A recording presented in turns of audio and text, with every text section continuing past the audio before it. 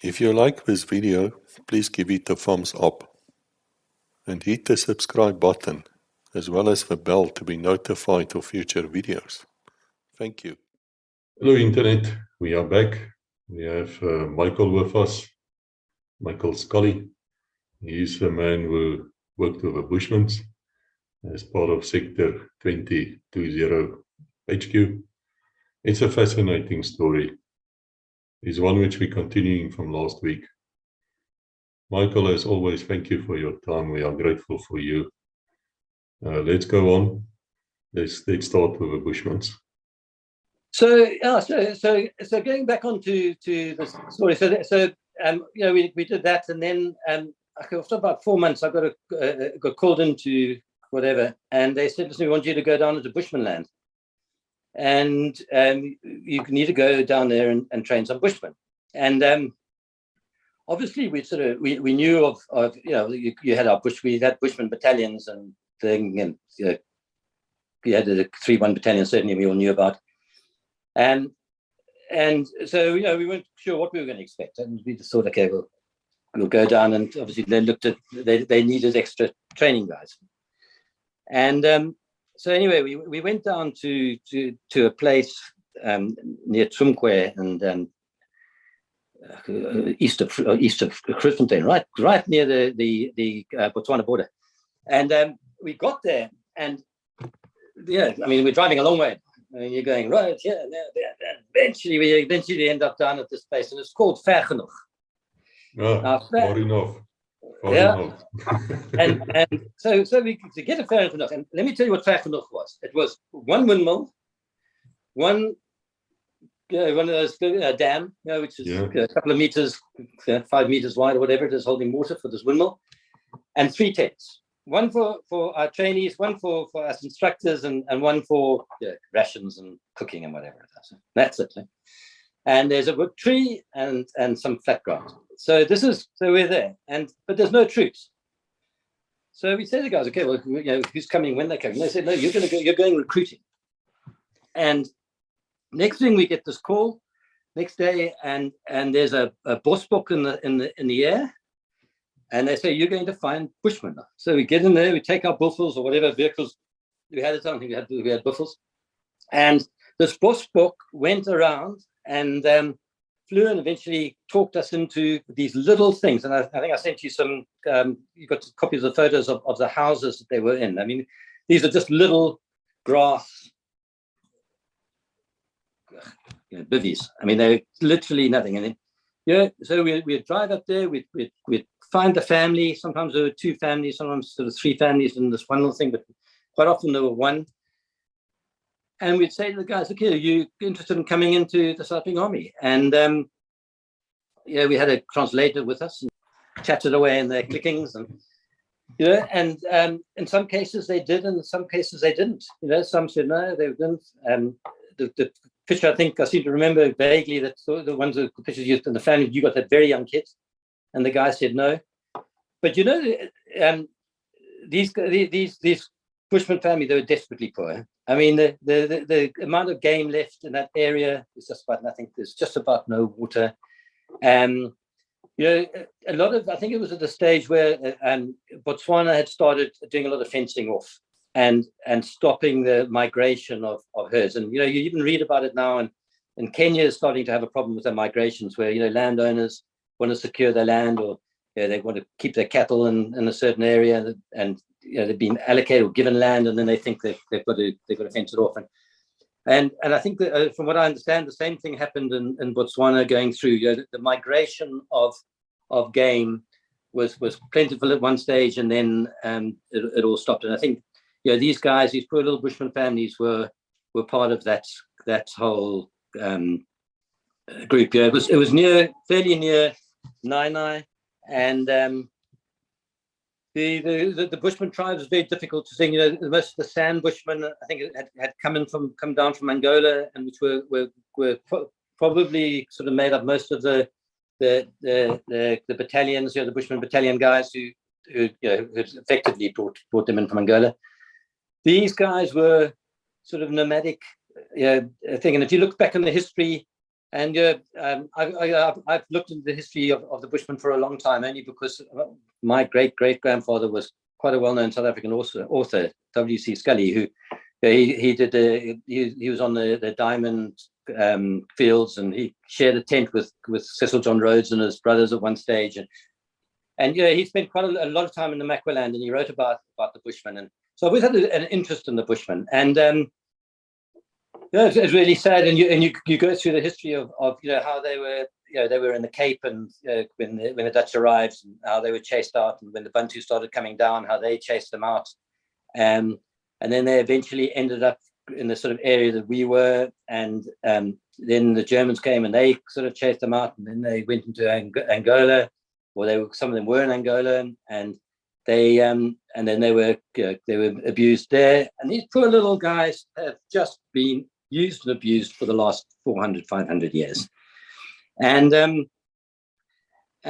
now recently, well, not recently, certainly in the last 10-15 years, Botswana, which was their sort of safe haven, and where they'd been given safe haven, De Beers and the diamond guys went into the lands, and diamonds rule, and unfortunately mining has taken over, and I think we just about lost the race, and what we did to them by taking them from the habitat. I don't believe it was. We were part of that. We were certainly part of the demise of the Bushmen as such. But I think we just brought it forward a bit. I think in the end, the farming and the Bushmen have just never been able to, as hunter-gatherers, they've just never been able to fit into a farming, herding society. And when the Dutch came out, and they were herders and farmers, and they needed their land, and these guys, they couldn't just take their goats when they were hungry, and that, I'm afraid, is what happened. And it is a very unfortunate, very sad situation. And I think there are still a lot of them left. Again, we've sort of you've looked at it, and you see even nowadays the incident of alcoholism amongst them is huge. And when you read reports, and they tell you that the Eskimos who went through similar problems with land take and mining and everything else, and losing their areas, went into a lot of alcohol problems, as did the Aborigines and South American Indians, and the tribes with the Amazonian tribes, and they've all gone through this. And there's one interesting theory that I read as to why they possibly think that they're so prone to alcoholism, and it's just funny because as I go through our experiences with them, this sort of started coming out with them, is that there's a belief, or there certainly was a belief, that they had a gluttonous gene. And you can almost understand it, where the hunter-gatherer, he's gluttonous. You know what I mean? He shoots a buck and he fills himself. They didn't have refrigeration. They couldn't store. They make a bit of biltong or whatever it is. But to all intents and purposes, they ate themselves. And I mean, their whole body was geared to extended stomachs as they fill, and then it would go down. And I can believe in this gluttonous gene. And I think the gluttonous gene has probably come into the Western world as well. And hence, some people struggle with any form of excess, whether it's alcohol or food or habit or gambling or whatever it is. And I think the poor old Bushmen have really succumbed to that. And so anyway, that was the sort of why I've always had such an interest on them, and I've just sort of really felt sorry for them, and I just wish that somewhere someone in the world would go and look after them. But I think it's probably difficult, particularly when mining is involved and big money is involved. So anyway, so we got this group of Bushmen together, and we took them back to Vergenoeg, and their families were taken and put in camps, and the kids were educated and they were fed and watered and everything like that. And they earned the same money as any PF soldier. So these guys were well off in terms of thing, and certainly in the early days, they didn't realize that the value of that money that they were going to at later times. I think, again, it didn't do them any good, just by the nature of having too much money and nothing to spend it on. And we trained these guys, and it was difficult. You train some guys from the bush, and you've got to teach them to march. You've got to teach them the discipline. You've got to teach them the basics of army life. You've then got to teach them to shoot. And the only thing we didn't have to teach them was how to track.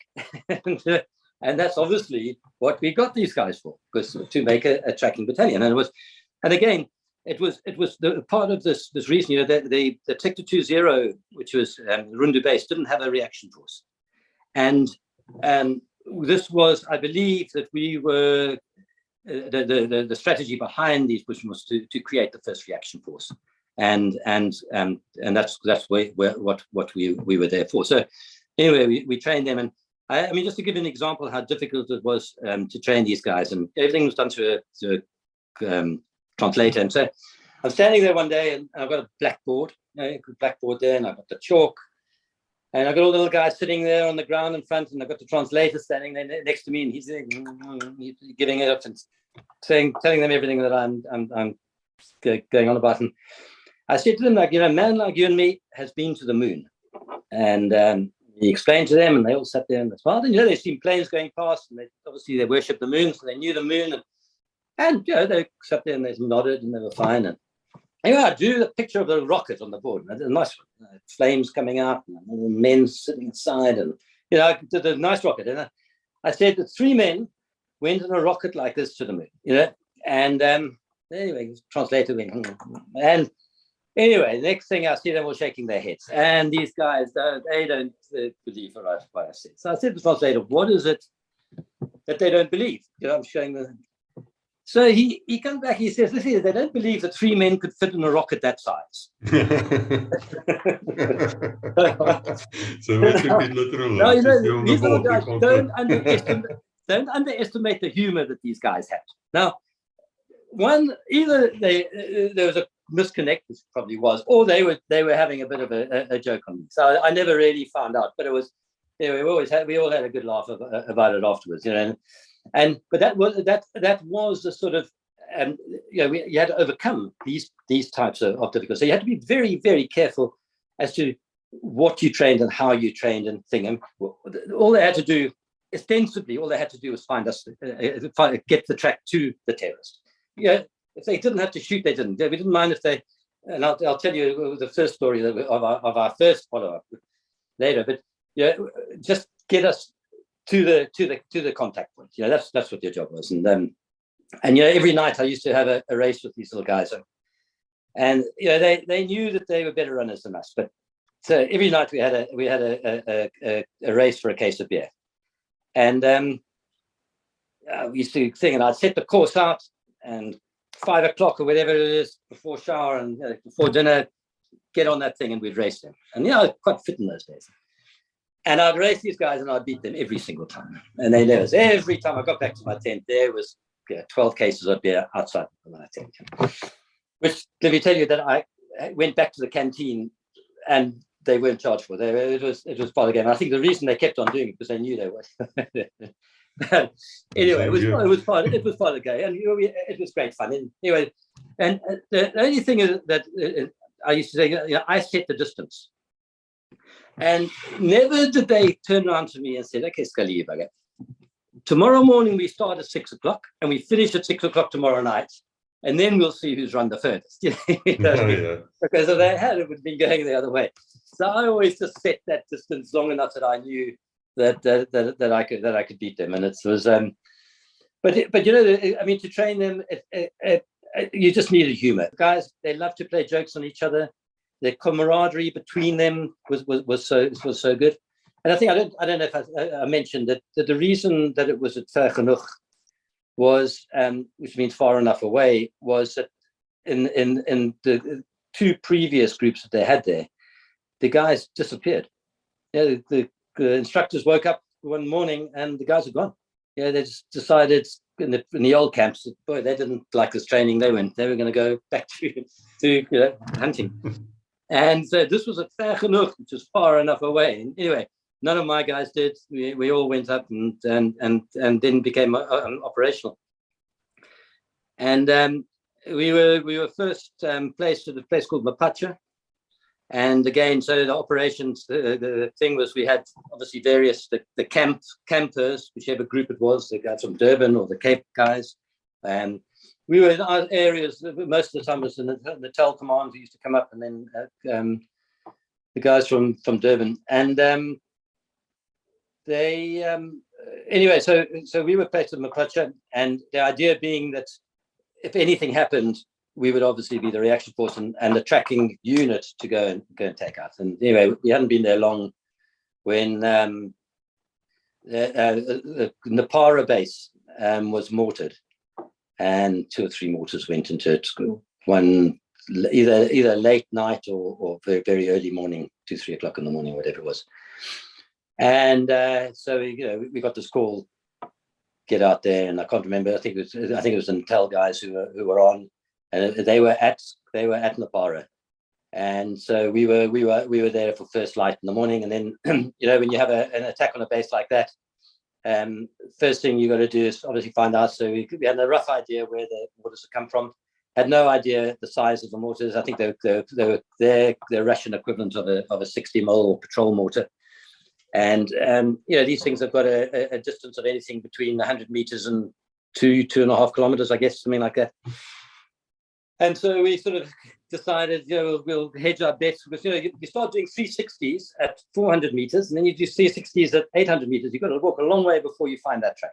But, we obviously had an idea where we thought the sound had come from. But when everyone's sleeping, and a couple of half asleep guards, I guess, hearing a couple of mortars going off, it's a pop that you've got when it's going. You hear them explode. That's easy. But the pop of where they actually came from can be from a very different area for different people, particularly when they haven't been expecting it, and could have been anything, not even knowing that it was a mortar. And anyway, I think we did a 400 and we did a 600, and we located Spoor. Anyway, we started that was our first follow-up, and we had our happy campers behind us, and we had a couple of buffels, and we went. And I remember that we felt that we were getting fairly close to these guys, and it was getting fairly close to the Angolan border then. And we've been going for a day, and again, I think we were there, sort of fair mid-afternoon or whatever it is, late afternoon, and and then suddenly the guys lost the spur, but not one of them. 2 or 3 of them. I think we had 2 on the spur at the same time. And that just tells you these guys weren't stupid. They weren't going to go into the front, and they knew what we were heading into. So they lost it, and obviously by that time, just by nature, I could pick up a spur, not run a spur, and these guys could run a spur. And, they used to while they were running a spur, and they would be clicking to each other. They had a sort of clicking buzz, and they had their hands going like this. They were just busy going, and little bits of communication going. Anyway, as I say, when they all lost it, remember this is their first one. Huh? This is first patrol, first time, and but they were smart, so we did it anyway. We called for the gunship to come in. It was late afternoon, and these guys bombshelled anyway, and a gunship wasn't going to come. We were too far away. I think at that stage, if I remember right, we were calling them in from Ondongwa, and that was the closest place. I don't think they ever were coming in from Rundu. I don't even know if they had gunships at Rundu at that stage. So they were coming in they were going to come from Ondongwa, and we must have been 160, 180 clicks from Ondangs, and they weren't coming out for something. I don't. They felt there wasn't a chance, and I think these guys then obviously went across the border, and so that was our first experience of a follow-up with our newly trained Bushmen. But let me tell you, they stuck on that spur. They took us right up to where I think we considered them to the guys to a bombshell, which means that they obviously knew someone was behind. They probably heard us. They heard the trucks. We had the buffels with us. We weren't quiet. We were going in. And I think our biggest scare during the whole side was that we would get into an ambush, and that is your worry. And but I think there's no chance. These guys just wanted to hit the Angolan border and disappear. So yeah, so that was it. We did a couple of interesting sort of security stuff. I remember going to Bogani, where they had the leprosy hospital, which was for me was I didn't even think that leprosy existed. It's I remember from Bible days, Bible study days, the leprosy and the bell, having a bell and warning people that they were coming around. So we arrive at this hospital, which we've been told, and it was a signal. It was actually a hospital, leprosy hospital, but it was also quite a strategic signal space for special forces, and I think for 3-2, and a staging base where a lot of their Angolan messages were coming through that, and then being put through. And so we were sent there for a couple of days to fill in for some group which had left or whatever. And as I say, the whole leprosy thing was just remarkable. And we sort of met these guys, and a lot of them have been there for years and years and years, never got out. And you have to look at pictures online to see the effects of leprosy on some people. I mean, it just literally eats their fingers and their face and their ears, and a very sad hospital to be in. And anyway, we looked after that, and it wasn't long after that we had a guy came in and joined us from 3-2, an officer, 2-pip, and I think his job was to help try and really set up more of this reaction force. And we were sent then to Amahoni, where we were given some very basic training in small team operations, and from there we probably did I don't know, 7, 8, 9, 10, 12 day intelligence gathering, sweeping, small team ops, and the three of them that I remember clearly. We either went out to find tracks, which literally meant that you went out at freeze the zone and you zigzagged, and obviously with these Bushmen, and in some cases we were carrying, and it's not a word of a lie. I mean, we were carrying 80 kilos on this. So we'd have to get to our area, and then in some cases we were putting down. I mean, I remember you couldn't actually pick up your thing. Someone had to pick it up for you, put it on. And we had, you think of a 4-man team, and we had the radio. I mean, the radio in those days, and the batteries themselves. Okay, I mean, I was obviously the tallest and the biggest guy in there, myself and my 3 Bushmen, and I mean, I'm sure they carried pretty close to what I was carrying, but I know I did the radios. Then we had the Snortness, the M40. We each had our own personal, and I think that we were carrying the R4 on those at that time. We had claymores. We had 12, 14 days worth of rats and water. And I mean, the area, I remember particularly that area was very, very dry. And we went, and then we were either doing the zigzags, or at one stage there was a cooker shop which they made us go and watch. And really it was a case of laying off, and then every so many hours going and trying to pick up the spoor to see who's gone in and who's gone out. And then we'd go in and we'd do a bit of observation of it. And then we had to watch roads. There were a couple of strategic roads which we were watching and working on. And most of it was that. And it was unfortunate. I think we were on about our 5th or 6th one, and we were coming in, and it was a particularly hard one, because I'll never forget it. I don't know if you've been in a situation where you haven't had water, but if you haven't had water, you actually hallucinate. And when you start hallucinating before you run out of water, because you're worried about your factor. You've got 4 days left on patrol, and you've got 1 bottle, 2 bottles, whatever, and now your brain starts, and there's no water. I mean, there's some areas are dry, and you just cannot find.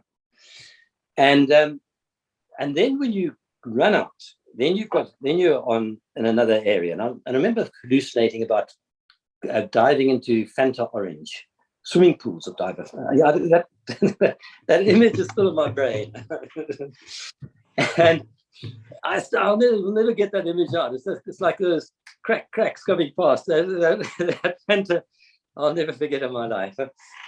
And anyway, we were in it, and funny enough, we had a fifth guy this time, and he was either a 3-2 guy, or he had come in from Rundu to take one. I think I was about to go on leave, and he came in and to join us on this last patrol that I was going before I was going on leave. Anyway, we were going through, and he was just to the left of me, and I'll never forget seeing this guy swinging around and picking up his thing and shooting. And obviously, the first reaction is we think we're going into an ambush. Anyway, what he had done is he'd seen 2 ostriches running. They must have been 400, 500 meters away. And he dropped these 2 ostriches like I've never seen any shooting in my life. And then, it was, I reckon he'd been hallucinating like me. And he saw these things, and he saw water, he saw drink, he saw food, he saw whatever. Anyway, dropped these 2 ostriches, and I knew we were in trouble. When those things went down, I just said to myself, boy, we are now in for, because there was a strict anti-game. Now, at certain times, if there was a reason for it, but in that situation, there wasn't. I know we'd asked for a drop of water and rats, but they weren't going to come. But we weren't that far. We could have made it back. It wasn't necessary. Anyway, so I radioed in to Amoni, and I said to the guys, listen here, I said, we need to get picked up, or tell us what to do. Do you want us to bury these things or whatever? Anyway, then they did send out recovery. Yeah? So anyway, 5 hours later or whatever it is, we're loading these things onto some vehicle. And we took them back. And anyway, while we were sitting there with these Bushmen, and they were obviously, now you've got the meat and you're not going to waste it. So now we're going to have a braai. And I watched these little Bushmen. They all went and they were playing around with around the neck of these ostriches. And I called one little Bushman over and I said to the guy, listen here, what are you doing? He said, no, he says, we're looking for diamonds. And these guys, they knew the value of diamonds as well. They knew that what was going to happen when you went into an ambush, and they knew that there were diamonds in the gizzard of these. And obviously, because the ostriches picked up stones and that, and obviously they were known for picking up diamonds occasionally. And there were no diamonds in it, so they didn't do it. And I think to be honest, that section of the operations, because when I came back from leave, I think we moved straight on back into reaction force and training and doing whatever else. Well, it's a fascinating concept. I must ask you quickly: is these Bushmen, were they wearing the normal army browns? Yeah.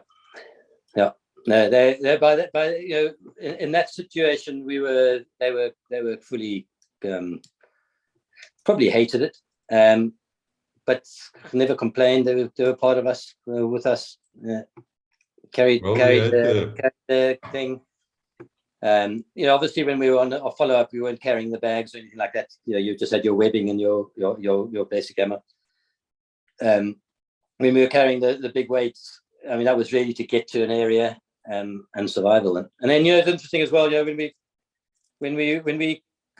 took TB at night, we'd obviously do backtracking and do all our stuff to get ourselves in the best position that we can.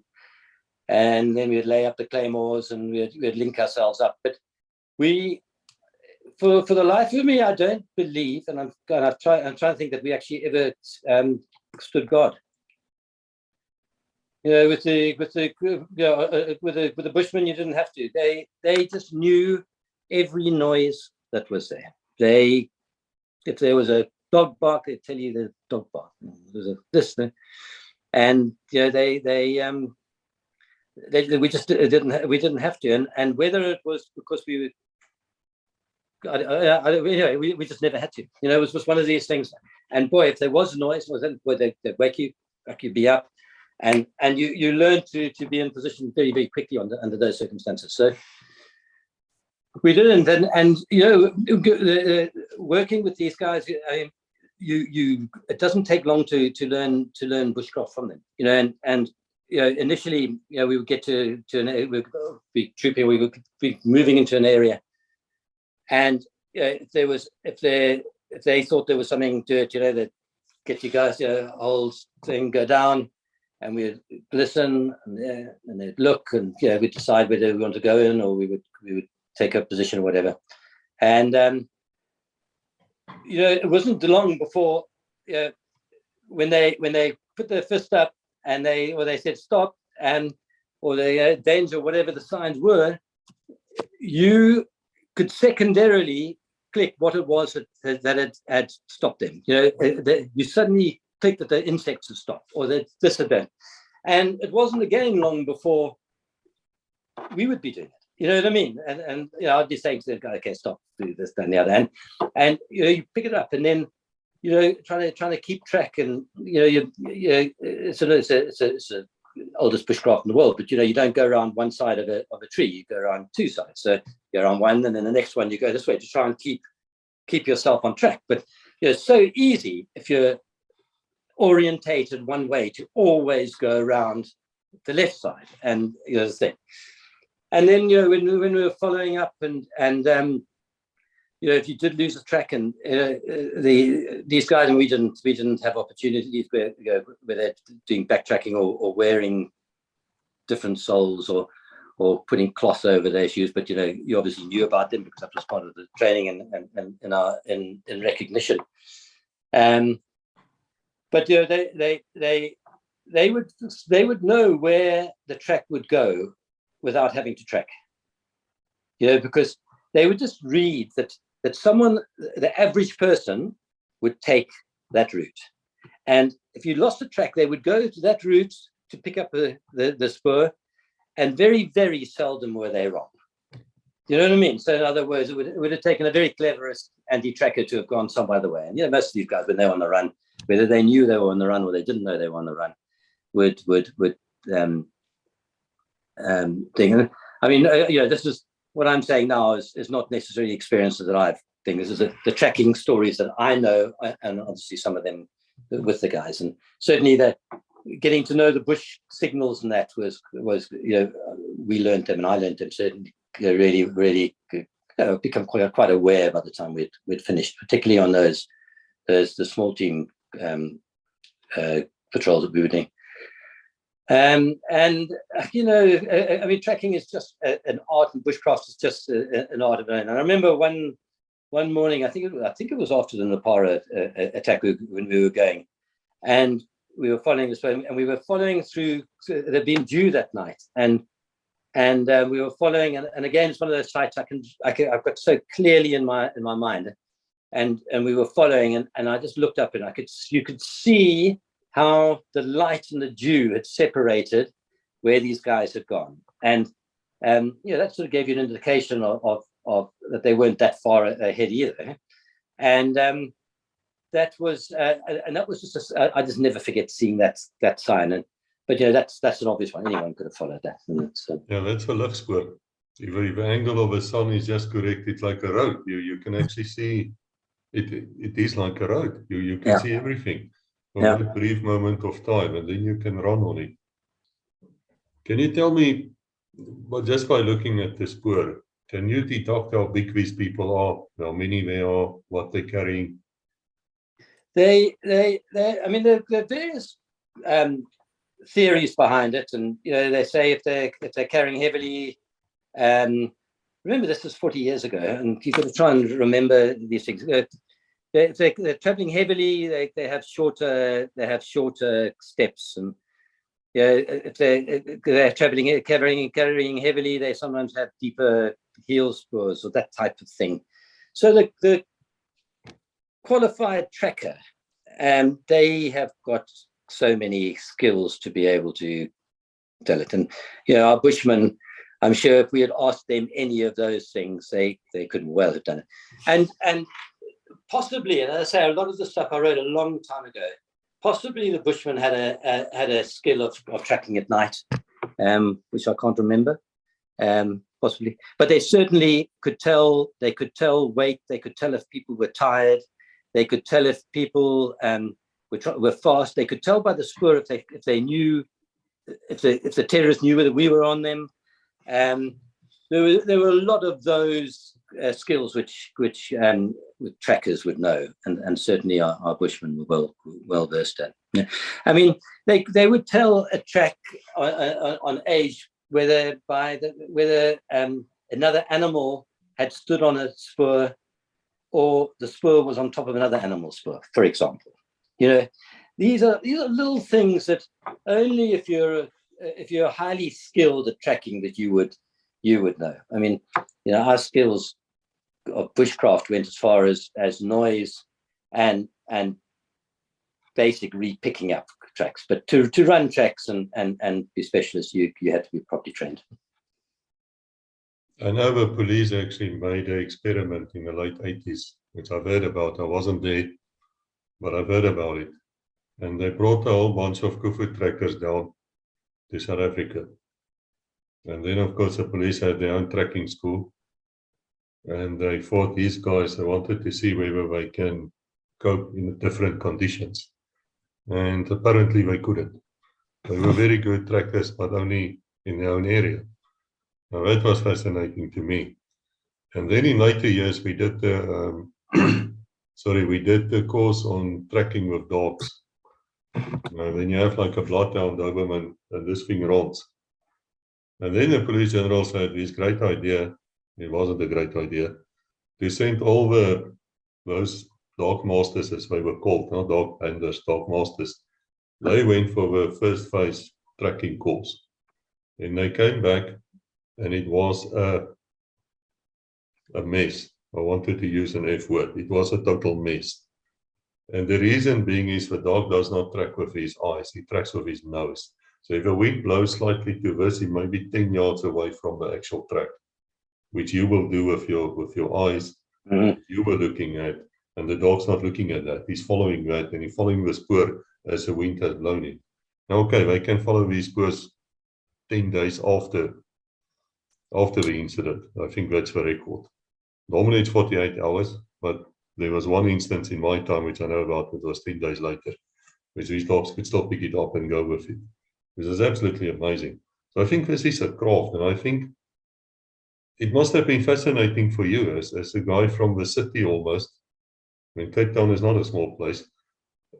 Suddenly to find yourself in the bush with these men who do this for a living. That's what they do. That's how they eat.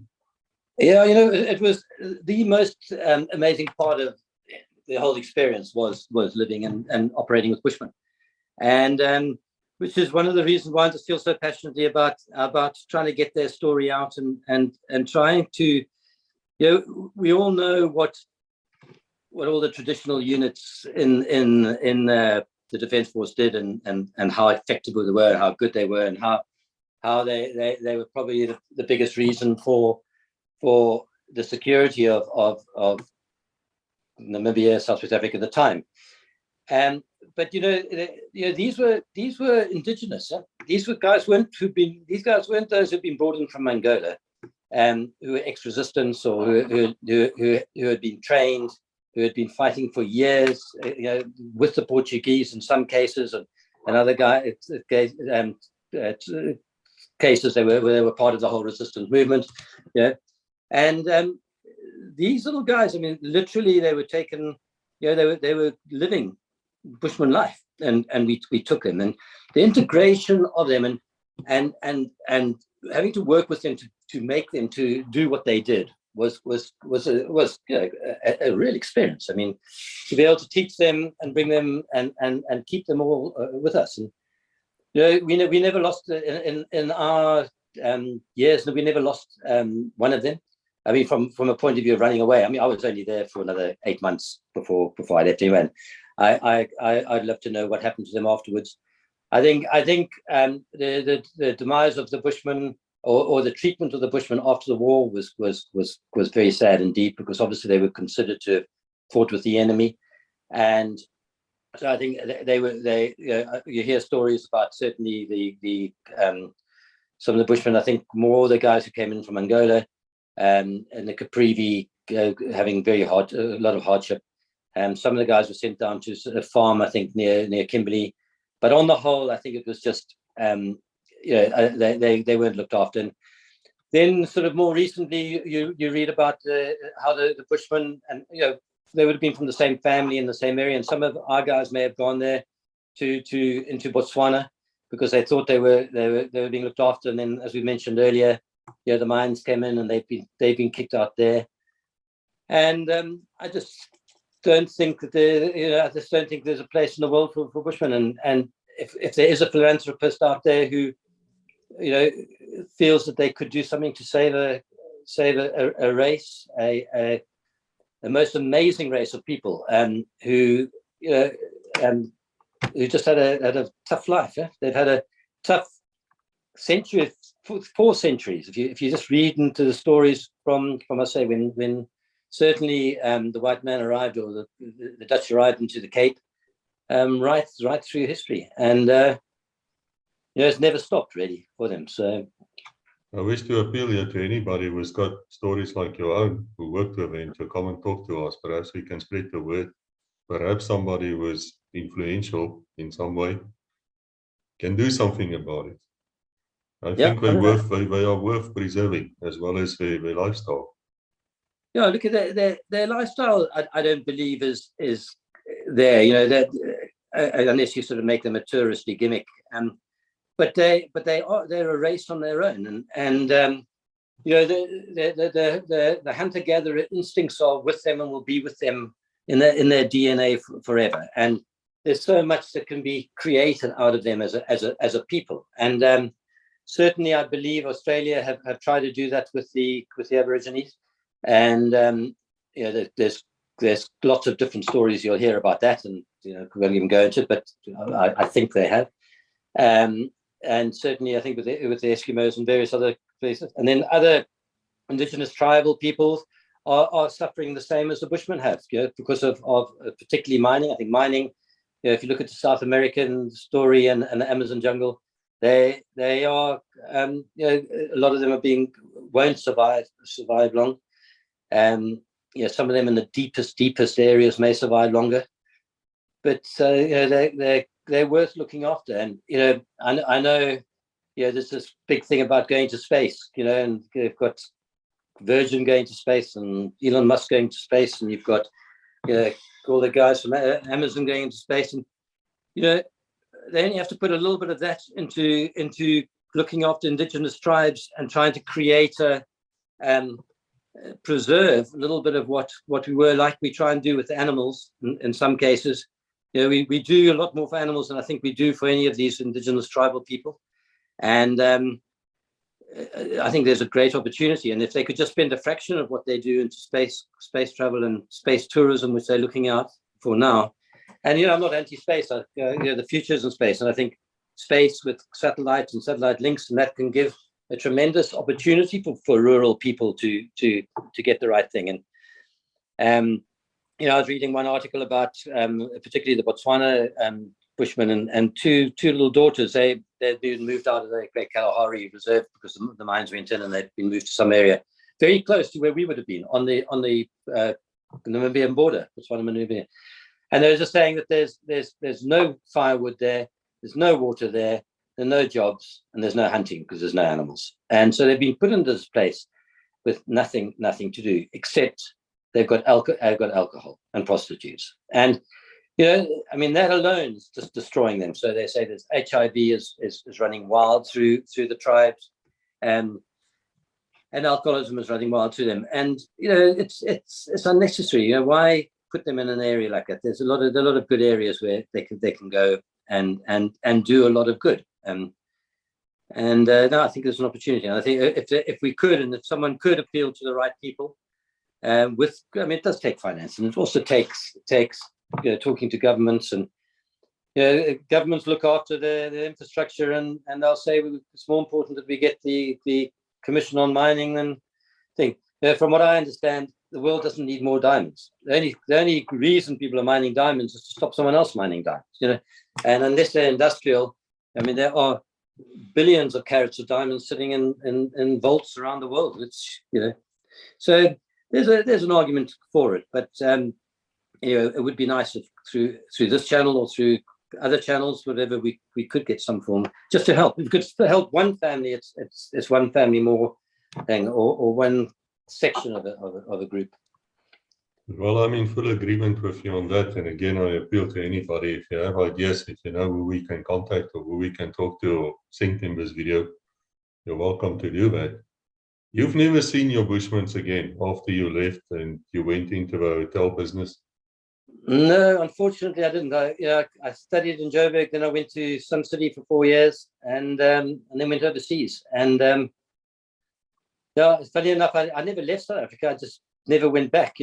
Just one opportunity came up after the other, and then I was in the UK for 3 years, and then I was transferred to Dubai, where I worked with the Dubai government for developing various projects and hotels there, and various some of the big families, and then started managing hotels in the Indian Ocean. So we've really gone around the world a bit, and never gone back, to live. And but never's never. You have to wait and see. Yeah. Well, that used to be known as Sun City, wasn't it? Sun City became Sun City or Sun City.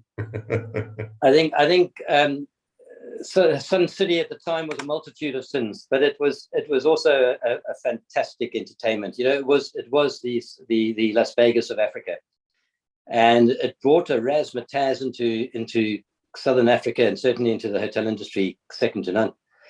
And to be honest, when I went overseas, I think I got my first 2 or 3 jobs I got on the back of having worked in Sun City, only because everyone knew that there was real innovation. And as I say, razzmatazz, and the latest of everything that came into Africa, or that almost that was going in the hospitality industry around the world, was going into Sun City. And Sol Kersner was a master at his game, and like you've interviewed a lot of people who've been masters at their game in the bush. These guys, Sol was a master at his game, which was hospitality, and I take my hat off to him, because he really did do. Setting up Southern Suns and then going into Sun International. He was an icon in the industry. And so I was fortunate enough to work for a while, and then ended up going on my own and started my own hotel management company, which we've been running now for about 5 or 6 years, and where we were running hotels in Maldives. Maldives, we were just about to open or start building in Mauritius. When, as I say, one of the big brands we were working with, Thomas Cook, went down. And so we're just rebuilding and operating now in the UK. What did the COVID-19 pandemic, what did it do to you? It's been devastating to a lot of the industry. It's been devastating to the leisure industry to a large extent. Obviously, your Indian Ocean islands, in South Africa, I presume, Durban, Cape Town, most of the industry, I presume, has really struggled. The rest of the world went into lockdown, and some countries, particularly countries like the UK, had a strong enough government support program where they could pay for staff, and so that saved a lot of the industry. We've been very fortunate in that we've got a leisure-based hotel in the UK and in the north of the UK, which we run, and that has done phenomenally well since we've opened up, again, because of the staycation market. So a lot depends on whether you're in the staycation market, whether you're in the international market. If you're in a market where you need to get there by plane, you are completely devastated. And so COVID worldwide has been probably the nastiest, most devastating disease, or whatever you call it, epidemic. And I hope we never have one again. But I don't think we've seen the end of it. I think there's still a lot of companies which will go down because of it. I think a lot of destinations will struggle because of it, for a long time. But it will come back, as it always does. I do believe, while you were talking, I was thinking that the American natives, I'm hesitating in using the word Indian, because I'm not sure how correct that is these days. But I do know they were opening their own casinos and things on their tribal lands. And by doing so, they were creating themselves an income, at least. Do you think that's viable for the Bushmen? I think, I'd keep them as far away from alcohol and gambling as possible. but the concept of creating that an industry, a homeland is. I mean, don't ever underestimate what and I don't want to get the politics of the homelands of Botswana and those things, but ostensibly the allowing of gambling into Botswana and Transkei and these the various homelands was to stimulate self-supporting and giving a tourism industry to start with, and then Seoul actually got involved with those the tribal. And the problem with a lot of that is it gets taken over by big groups, big people, and it doesn't necessarily filter all the way down to the people who really need it. You get a couple of oligarchs who come out of it. But yes, any industry, giving them something which they can maintain their culture. They can carry on working. They can be they don't necessarily have to carry on. Well, they can't carry on hunting. They can't carry on living like they did, drinking out of ostrich eggs. But you can try and keep them together and try and keep them as a group of people moving forward. I mean, everybody knows about 3-1. And yes, we're getting people from 3-1 also. They will arrive. But this, what you're talking about, is completely new. Oh, well, I mean, look, I left in 81. There must have been 6 years of guys who came in after me. Yes. How many more Bushmen there were to go and find? We could have possibly been the last ones. Maybe there was another year of finding them, because in Liberty they weren't easy to find. No. As I say, we had a a spotter up there finding these guys. We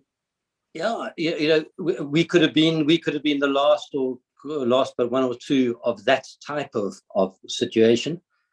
Even the likes of 3-1. Okay, we know where they got their initial intake of Bushmen from Angola, and how they built on recruitment. Were they taking guys from our sort of areas? Were they going into Botswana? I don't know. I don't know. We'll have to find out. I find this very fascinating, because I do know that the Bushmans don't all like each other.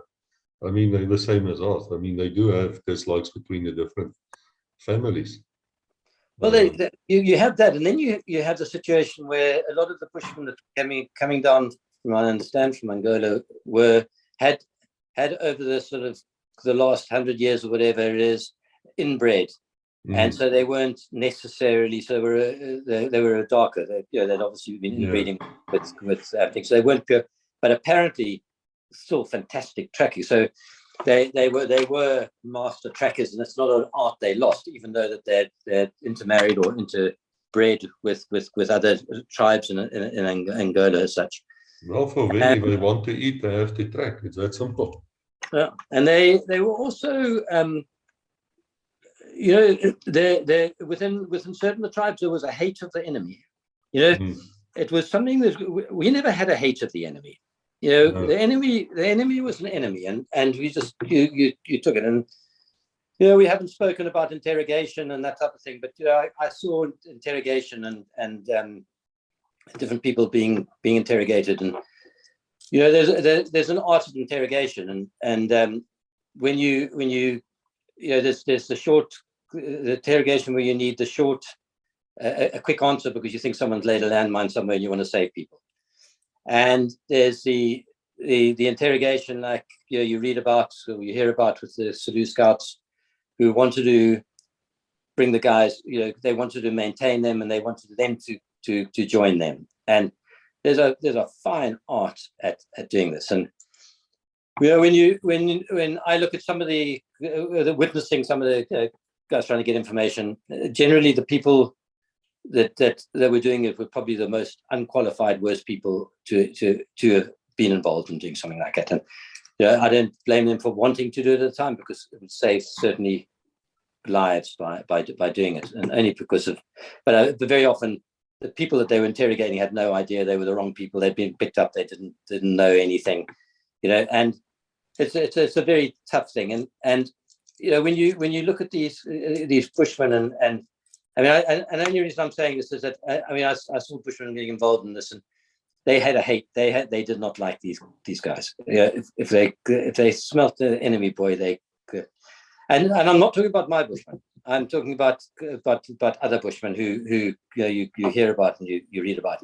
And the reason they had a hate for them because they'd been so abused and their families have been and I think mainly we're talking about Angola now. And there was a hate, but different folks, different strokes. We as a South African, the South African Army up there, I never witnessed any of it, and I think generally on the whole we were, we fought a very fair war, and it was as clean as possible, and I also think the discipline was quite strong. Absolutely. I just remember the reaction to us shooting those, the game, and it wasn't acceptable, and we got into a lot of trouble because of that. But the guy who did it, and I didn't mention, the guy who shot those sausages, and it was a fantastic shot. And I said to him, what made you do it? He couldn't remember exactly. I can't remember his exact answer, but it did come out that he was a South African ostrich farmer. His father had ostrich. He was brought up on an ostrich farm. No wonder he could drop those things like that. You know what I mean? And he was just a fantastic shot. And I just learned, I think that's culminating with lots of other things sort of just, it made him do it. And it was, and I say it wasn't acceptable. And I think generally we were a very disciplined army. And I'm sure that not everyone was, and we know not everyone wasn't. There were unpleasant incidences, and some of them by accident and some of them deliberate, I'm sure. But, when you're dealing, and I'm sure you knew that in the police, just like you had some nasty people and you had a lot of good people. Some nasty people shouldn't be there, but everyone has to be there at some stage. So. Absolutely agree with you, because these Bushmen were absolutely abused. I mean, their wives and women were seen as trophies, because when we write for his book, he talks about it. Because he grew up in that very area you're talking about, is where his father has his farm, a big game farm. And so he grew up in that area. So he talks about, the Bushmen and how their women were kidnapped and made wives off and things like that. But I think one of the saddest parts of this whole woke world, is that I remember with the Bushmen, we joked. You didn't see color, you saw another person, and we would joke with each other. And you can't joke with anyone anymore. And I believe that actually this whole wokeism, if wokeism is the right word to use, actually is breeding racism, in that you now have to look at everyone and not react. And in the old days, we would joke and we would call each other, and if it was an Irish joke, or if it was an Afrikaner joke, or a Panamera joke, or I was a Soti and an Englishman, and you know what I mean.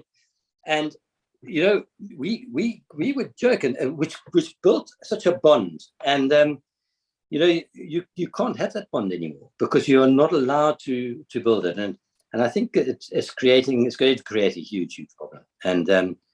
And I just think that they certainly in the Western world now, they've created racism far beyond any form or discrimination by nature. So by law you can't, but by the nature of not being able to integrate, not being able to joke, not to be able to treat someone as your equal, not to see through the color because of the possible consequences of possibly saying something wrong, is a very sad situation. And I think only when you've lived with different nationalities and races, like as we have, and you realize the value of being able to joke with each other, laugh at each other, and just be absolutely natural, and not see them as something else.